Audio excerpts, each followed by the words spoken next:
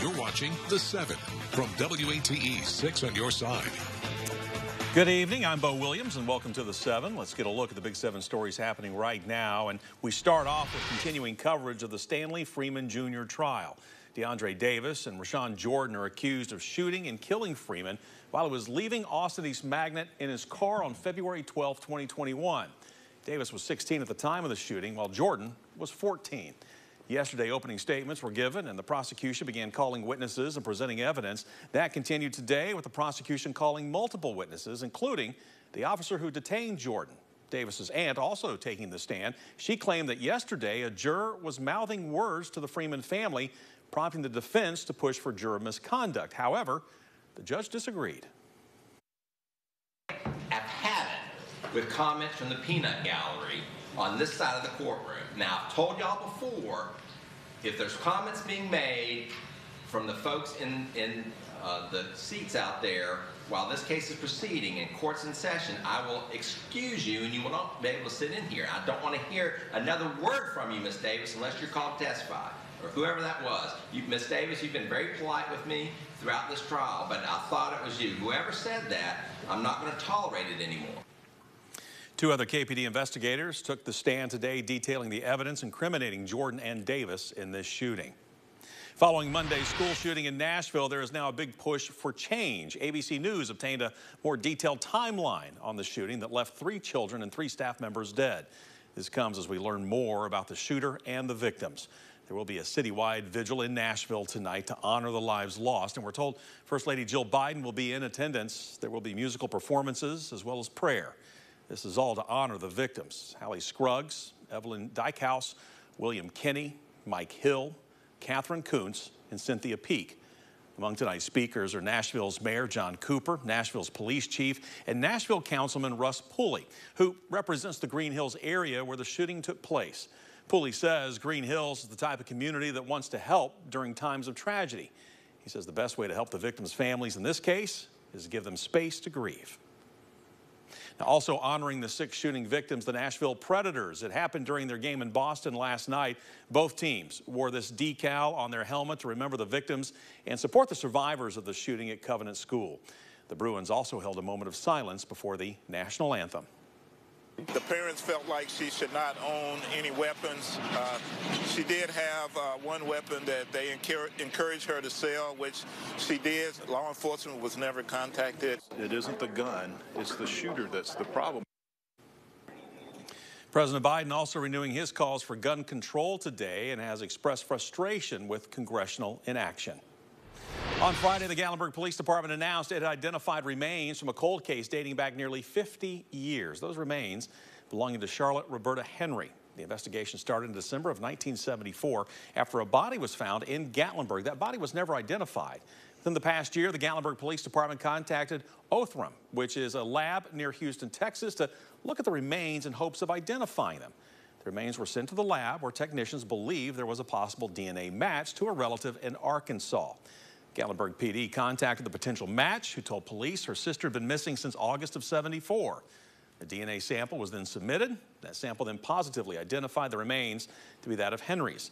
Detective Cindy Myers with the Gatlinburg PD said it's a relief to finally give the family some answers. They had no idea what happened to her. You know, they just had a lost loved one. You know, you don't really know. You don't know if they're deceased or if they've, you know, moved on with a different family, or if they're just mad and don't want to be apart anymore. And so it was great closure for the family to find out what happened to the sister. Now, we should note an autopsy was done in 1974. Unfortunately, Henry's cause of death is unknown. However, police say no foul play is suspected. There's a fight brewing over plans for a new public charter school. That's next up now on our Big 7 list for you tonight. A local civil rights group claims the school will do more harm than good. We told you about the proposal when backers of Knoxville Preparatory School first took their application to the Charter Review Committee. The application goes to the school board for a vote. Now, the Knoxville branch of the NAACP is calling on board members to reject the application. They say it will hurt some of what the group describes as Knoxville's most challenged schools, like Vine and Whittle Springs Middle, along with the communities around them. Now, they also feel Knox Prep would tap off the top-performing students, effectively starving the school system of money as it follows the students who leave for the charter. They also claim the charter school will take funds away from public schools, leaving the students at those schools underserved. This morning, the NAACP discussing its opposition to the charter school proposal. We understand that there are persons who feel that this may be a better option than what Knox County Schools currently offers, but the NAACP stands firm in the fact that we believe the current school system here in Knox County needs all of the resources that it can get. This proposed charter school will only put further strain on an already struggling school system. And the NAACP also getting backing from State Representative Sam McKenzie. In a statement released today, McKenzie writing in part, quote, "They do not have to accept all students, and despite what they may claim, charter schools have a track record of embracing that freedom. Both Vine and Whittle Springs will be actively targeted as pools of prospective talented students to siphon away the new charter school," end quote. On the other side of the argument, Brad Scott, the CEO of Prep Public Schools, the company that would run Knox Prep, says charter schools are a tool in the toolbox for the school system. Scott argues since charter schools have the flexibility to pick the curriculum, discipline policies, and other choices, they can cater to the specific students. Knox Prep officials tell us they plan to host town halls to let the community learn about what it has to offer and let school leaders keep tailoring its model for Knox County families. FDA has officially approved selling the overdose antidote naloxone over the counter. That's next up for you here on the Big 7. This marks the first time an opioid treatment drug will be available without a prescription. This morning's approval is for Narcan, a name brand version of naloxone sold by Emergent Biosolutions.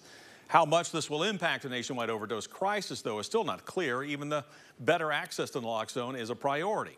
The decision means Narcan can be available at convenience and grocery stores, but its price still is not clear.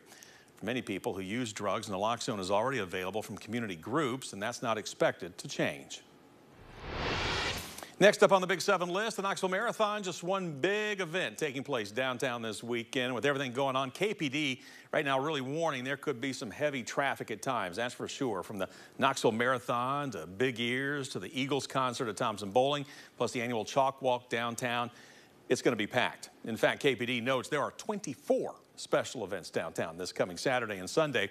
Police say you should plan to park in downtown garages instead of near UT's campus or World's Fair Park. That's mainly because of traffic blocks. And since it's officially festival season, you need to make a plan before you leave the house. Now we have a calendar of community events for you, along with details about road closures for Big Ears and the Knoxville Marathon over on our website. Check it out before you head downtown. Go to WATE.com.